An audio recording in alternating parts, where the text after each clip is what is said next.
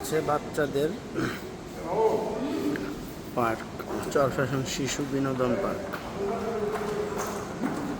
হচ্ছে পুরো টাওয়ারটা।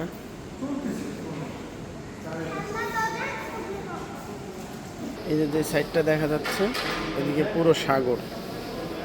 এই সাইডটাতে পুরো সাগর, এদিকে শুধু সাগর দেখা যাচ্ছে না ভালোভাবে, পুরো সাগর এই সাইডটাতে।